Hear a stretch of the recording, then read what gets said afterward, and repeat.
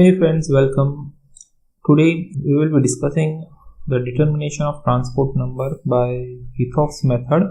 In our previous lecture we have seen what transport number is. So basically transport number is the amount of electricity carried by any one of the ion, and we have also seen the relationship, that is we have seen that transport number T plus which was equal to UC upon UA plus UC. So this was the relationship that we have seen, and today we will be determining the transport number using Hithoff's method. So first we will be looking at the principle of this method. Now the principle, it states that during electrolysis, the fall in concentration around the electrode is directly proportional to the speed of ion moving away from the electrode. So during the electrolysis, fall in concentration directly proportional to the speed of ion that is moving away from that electrode. So this is the principle on which the Hithoff's method is based. So from this statement we can say that the fall in concentration around cathode is directly proportional to the speed of an ion, and fall in concentration around anode will be directly proportional to the speed of the cations. So we can write that fall of concentration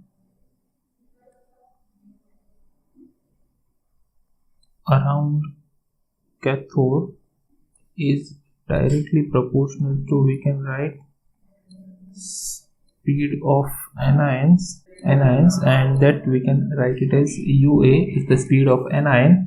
And similarly we can write fall of concentration around anode, this will be proportional to the speed of cations, and that we can write it as UC. Okay, so basically we will be playing with these equations, and we will just getting a small derivation of what will be the mathematical form of this Hithoff's method, and then we will be discussing the instrumentation and working of this particular method.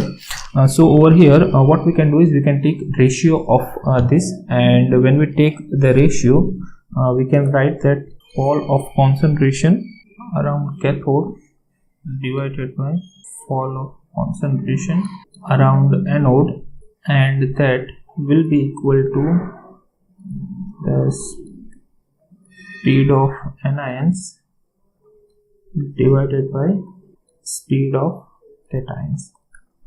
And now what we can do is, so speed of anions and cations, we know it is UA upon UC. And now what we can do is we can add 1 on both hand side. So we will add 1 on here, and we will add 1 over here. So over here this will become fall of concentration around anode plus fall of concentration cathode divided by, we will have fall of concentration anode, and this would be equal to, this also we can do, UA plus UC divided by UC. Okay, now we can take the reciprocal. So now we can take the reciprocal of this. So when we take reciprocal, so this fall of concentration around anode plus fall on concentration around cathode, so that will be the total fall of concentration. So we can take the reciprocal, and hence we can write fall of concentration around anode upon, so this we can write it as total fall of concentration. So this we can write it as total fall in concentration. So we have total fall in concentration, and this will be equal to, this we will have UC upon UA plus UC. Okay, and hence this we know we have already written, that is UC upon UA plus UC, that is equal to T plus that is the transport number of our cation. So the transport number of cation according or from the Hithoff method will be fall of concentration around anode divided by total fall of concentration, and similarly the transport number of our anion would be equal to the fall of concentration around, say, cathode divided by the total fall in the concentration. So these are the two mathematical forms of Hithoff's method, and we will be using both these formulas to determine the transport number of cations and anions respectively. Okay, now we will be moving on to the instrumentation and working of our Hithoff's method. So basically, as you can see over here, this is the general experimental setup of Hithoff's method, and over here we have two parallel tubes, and these parallel tubes are connected with a U tube, and there are two cocks which make it on or off depending upon required, and all the three tubes have the stoppers in the bottom part also. So from there we can withdraw the solution after the electrolysis, and then it is connected to a variable resistance that is in turn connected to an ammeter, and that is connected to a battery, and the whole setup is then connected to a silver voltmeter or silver coulometer. So over here we can use silver coulometer also, we can use a copper coulometer also. So copper coulometer, basically we can use both of things. So depending on the type of the coulometer, the calculations may vary. And then we have the electrodes. These electrodes they are encapsulated in a glass tube, and then we have a mercury over here. So this mercury is for the betterment or the better contact with the electrodes. Now over here the electrodes that we are using, either it can be a attackable electrode, or it can be a non-attackable electrode. So depending on the type of the electrodes that we are using, our calculations will depend. Okay, so either we can use so non-attackable electrodes are the platinum electrode, that is the inert electrodes, and the attackable electrode will be the silver electrode when we are performing the electrolysis or when we are determining the transport number of Ag plus and NO3 minus ions. Okay, so this is the general setup, and over here also we have the known concentration of or the same concentration of silver AgNO3 field over here, and with the help of this voltmeter we will be finding out the total amount of the electricity that is conducted. Also we can find out the total fall in the concentration with the help of this silver coulometer or silver voltmeter which is placed in this particular circuit. Okay, so now what we have to do is we have to fill the tubes, fill this instrument with the known concentration of AgNO3, and over here this is our anodic compartment, so this will be our positive electrode, and this is our cathodic compartment, that is the negative electrode. So over here when we will perform the electrolysis, then silver ion will move from anodic compartment towards the cathodic compartment, and resultantly nitrate ion, NO3 minus ion, will move from the cathodic compartment towards the anodic compartment. Okay, and we are filling it with the known solution of AgNO3, and then it is connected to a battery through a variable resistance and a very low current.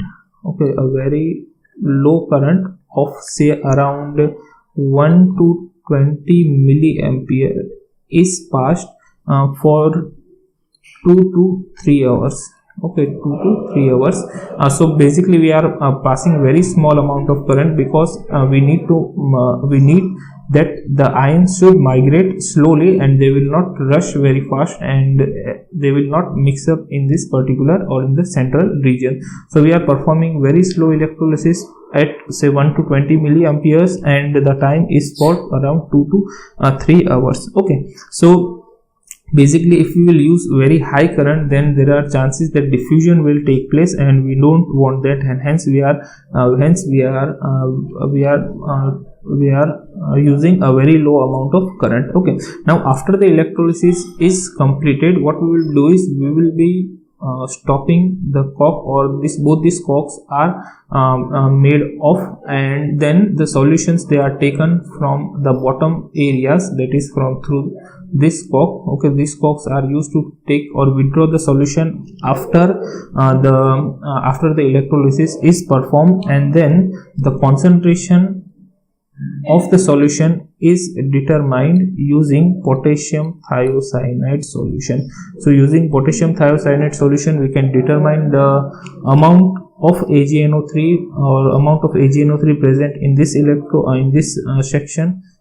section, and we can determine the transport number of the ions. Okay, so also it is necessary that the concentration of this center section should not change.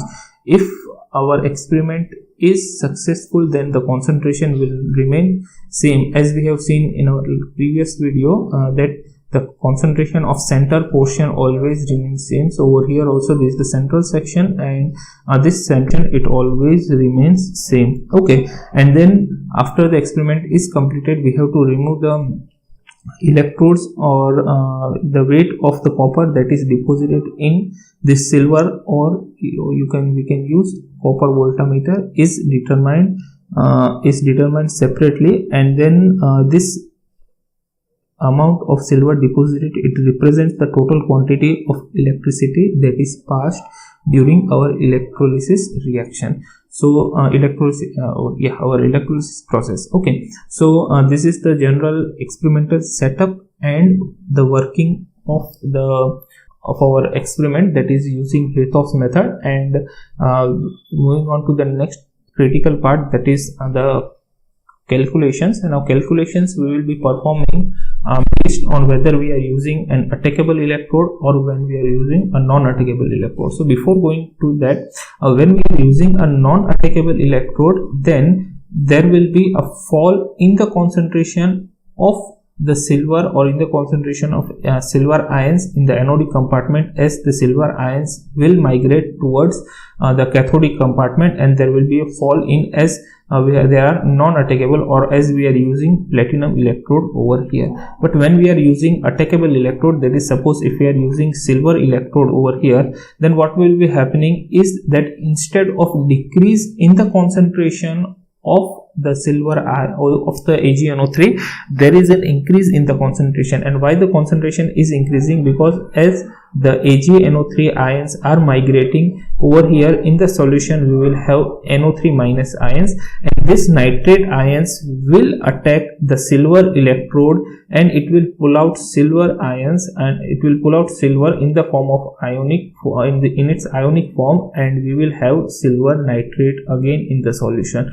So if we are using an attackable electrode for the electrolysis purpose, or for determining the transport number, the concentration there won't be any fall in the concentration, but there will be an increase in the concentration of AgNO3, and hence we have to perform the calculations accordingly. So if we are using a non-attackable electrode, there will be a decrease in the concentration of AgNO3, and if we are using an attackable electrode, then there is an increase in the concentration of AgNO3, because the nitrate ion that are left behind will attack the silver electrode, and it will be converted into the silver nitrate, and as a result the concentration will increase. Okay, so hence that's why we have to separately calculate the attackable for attackable and for non-attackable electrodes. Perform separate calculations for attackable and non-attackable electrodes.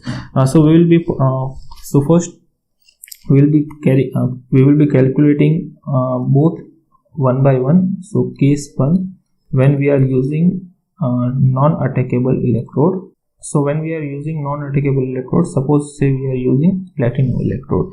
So when we are using a non-attackable electrode or unattackable electrode, then always there is a decrease in the concentration and hence the steps for the calculation are, first we will find out, or we will have the weight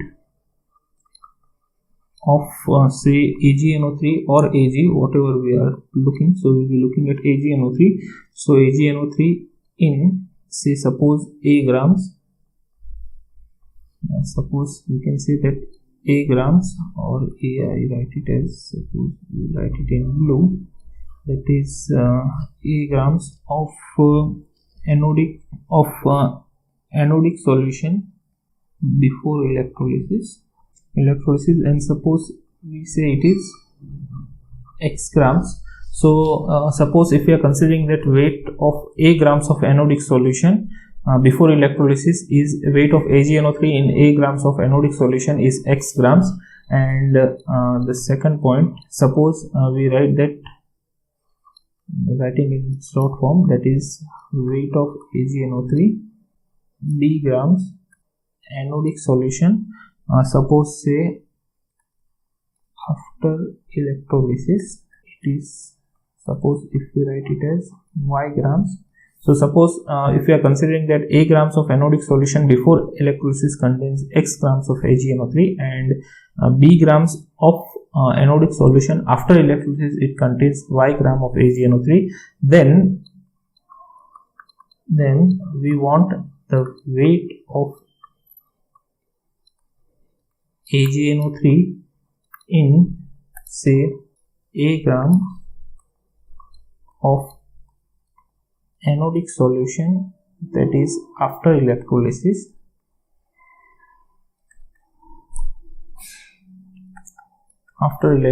will be, we will have Y by B into A, that will be equal to, suppose we say Z grams. Okay, so suppose if we take the example, say suppose if we have say 1 gram of anodic solution, it gives us say 0.310 grams. This is before electrolysis. Now similarly, if we are measuring say 15 grams, it gives say 0.415 grams, that is after electrolysis. So 1 gram of 1 gram of the solution will give us 0.415 divided by 15 into 1. So this will be amount of, or this will give us the amount of AgNO3 in 1 gram of solution. Okay, hence we are doing this, that is for 1 gram of AgNO3 or 1 gram of our anodic solution, we will have this much. If both are same, that is say if 1 gram of our solution or 1 gram of our anodic solution has X grams, and same if we have 1 gram of our anodic solution before electrolysis is this much, and 1 gram of our anodic solution after electrolysis is this much, then we can directly do X minus Y. We don't have any issue. But if the amount is different, that is if we have A and B, that is amount of solution is different, then so if the amount of solution is different, then what we need to do is we have to take the ratio and we have to find out in before, or we have to take the initial grams and then we have to calculate that what would be the gram in that particular amount of solution, and that is Z. Okay, so now the fall in concentration, so this is the amount of AgNO3 when we have started the electrolysis, and this is the amount of AgNO3 when we have completed the electrolysis. So obviously the fall in concentration, okay, the fall in concentration around anode, the fall of concentration around anode will be before, and as we are using non-attackable electrode, the amount of AgNO3 will decrease as we are performing the electrolysis, and hence X will be greater than Z, and hence we are doing X minus Z, and this will give us the fall of concentration around the anodic section. Okay, and suppose if we are considering that let the weight of Ag deposited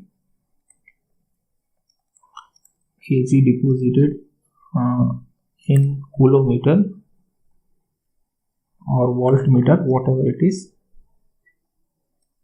Okay, coulometer is say suppose is if we are writing it as W grams, and suppose if we are considering that the weight of silver that is deposited is W grams, then we need to find out the total amount or total weight of AgNO3 that is electrolyzed. So the total weight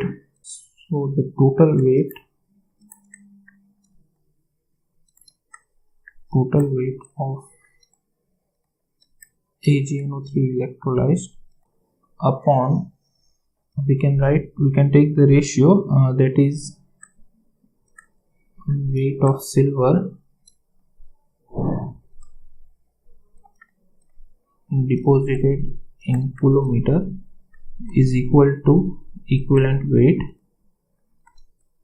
of AgNO3 divided by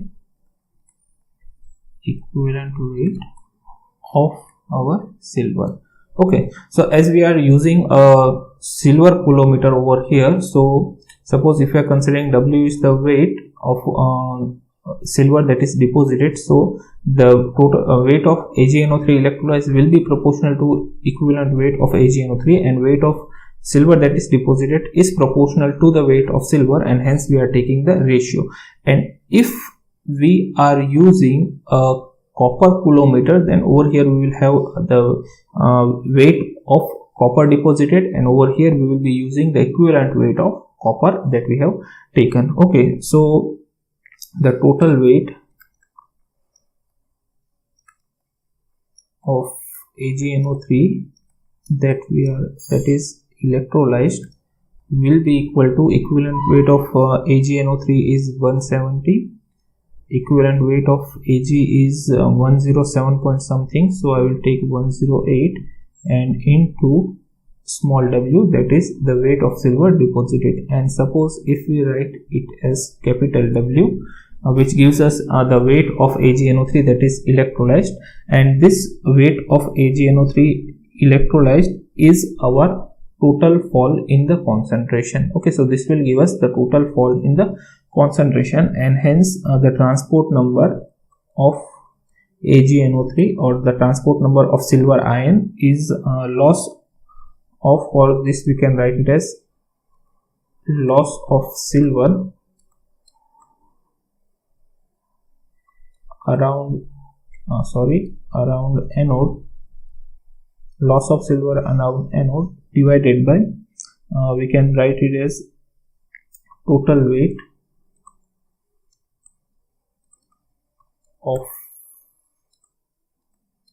AgNO3 electrolyzed, that is equal to loss or fall in concentration. We have written it as X minus Z divided by W is the total fall in concentration. So this will give us the transport number of our silver ion, that is transport number of our cation, and similarly transport number of negative ion will be, as we know, it is 1 minus, or transport number of, if we write NO3 minus, and this is our transport number of Ag plus, so NO3 minus will be 1 minus transport number of Ag plus, and this we can write it as 1 minus X minus Z by W. So this is the case when we are using a non-attackable electrode. Okay, and so this is this calculation I have shown using the weight of AgNO3. Similarly, we can take only the weight of silver also, and we can perform the calculation accordingly. So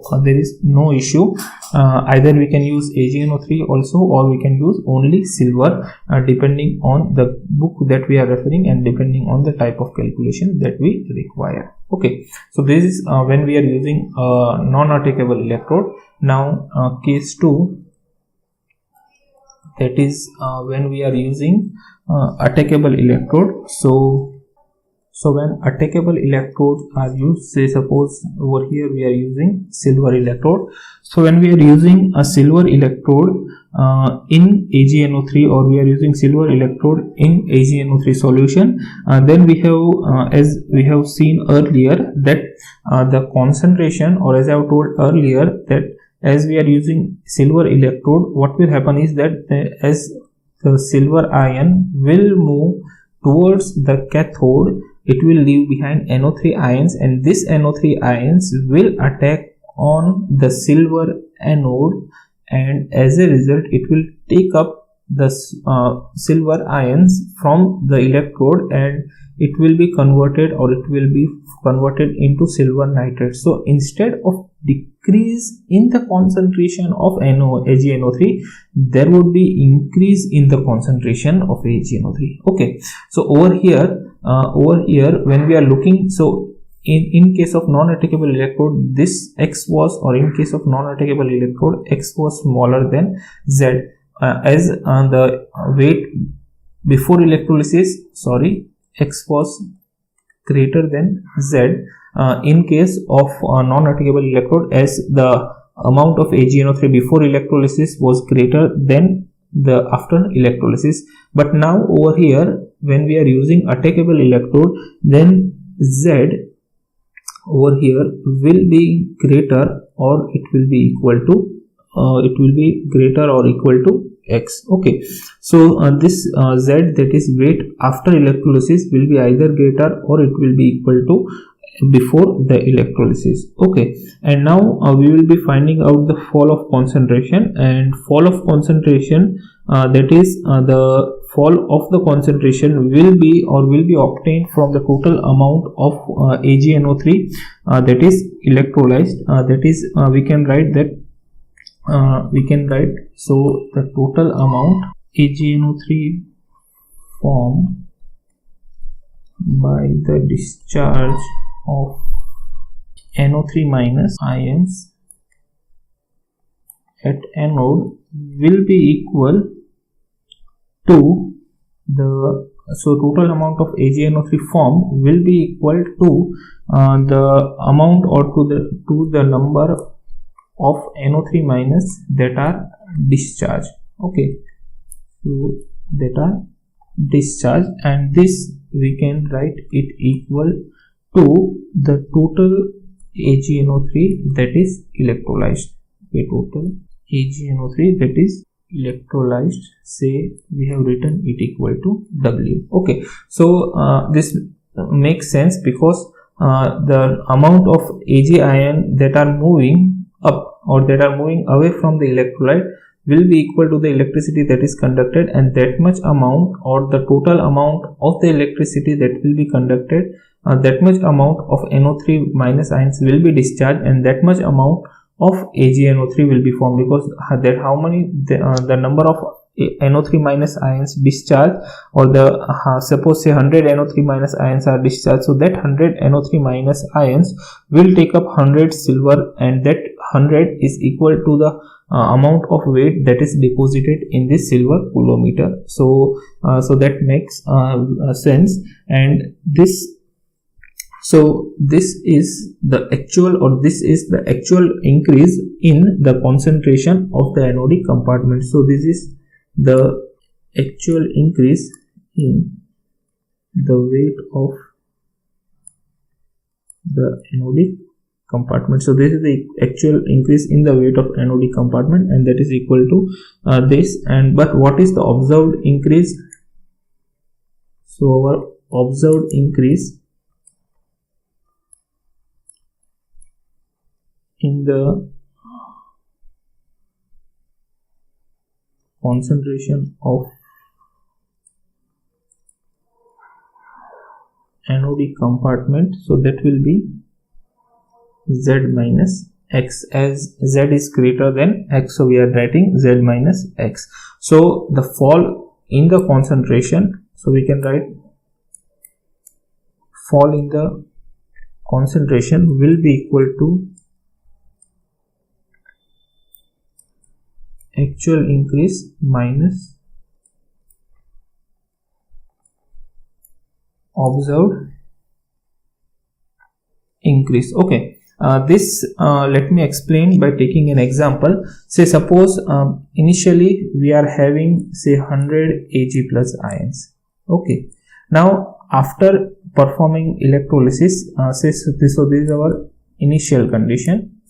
Okay, now after performing electrolysis, we are finding that they are 120 Ag plus ions. So this is our final. Okay, after electrolysis, so this is the increase in the concentration, and hence the difference over here is, that is initial minus final. So this is our, say suppose this is our x and this is our z. So when we are doing z minus x, so that is 20 Ag plus ions. Okay, so now over here we can see that this 20 Ag plus ions, it means that only 20 Ag plus ions have migrated, but that is not the case. This is what we are observing, but actually what is happening is that initially we have 100, so some are migrating, say suppose say 30 ions are migrating and 30 NO3 minus are left behind, so that will pull up the silver ions and it will be converted into AgNO3. So suppose this is our AgNO3 only. Okay, this is our AgNO3. Okay, so it will pull up several Ag plus ions and it will be converted into AgNO3. Okay, so this is our AgNO3. So this is the total amount of the total increase as we are observing. But what will be the actual increase? So actual increase will be the total amount of electricity that is conducted, and suppose if we are saying that the total amount of electricity that is conducted is say 10 volts or 10 grams, or total amount of energy AgNO3 that is formed is say suppose 10. Okay, so now the final fall in concentration will be this actual increase minus, so this will give us the total amount of ions that have migrated, and this is giving us the increase or the amount of the AgNO3 that has been withdrawn from the silver electrode. And when we take the difference, so this will give us the final fall in concentration, and this we can write it equal to this actual increase is our W. So we have W minus, this will be Z minus X. Okay, so this gives us the fall in the concentration, and we know that total amount of AgNO3 electrolytes is W. So the transport number of Ag plus ion will be equal to, we can write W minus Z minus X upon, we have W. So this will give us the transport number of our Ag plus ion, and similarly transport number of NO3 minus ion is equal to 1 minus transport number of our Ag plus ion, and that will be equal to 1 minus W into, W minus, we have Z minus X upon W. So we can take a common denominator. We have minus sign over here, so that will make this will become plus, and hence we will have Z minus X upon W. So this is the transport number of our negative ion or the nitrate ion. Clear? So we have discussed both the cases, that when we are using non-attackable electrode. So this concept will be more clear when we will be discussing the numerical. So today we have seen the principle of the Hirschhof's method, that is during an electrolysis the fall in the concentration around any electrode is directly proportional to the speed of the ion that is moving away from it. And we have seen the instrumentation and working of the Hirschhof's method using both attackable electrode as well as the non-attackable electrode, and then we have calculated the transport number of cation. We have calculated the transport number of Ag plus ion and NO3 ion using using non-attackable electrode, and then we have seen the transport number of our Ag plus ion and NO3 minus ion using non-attackable electrode. Hope the concept of the determination of transport number using Hirschhof's method is clear. In next lecture we will be discussing moving boundary method to determine the transport number. Till then, stay home, stay safe, and goodbye.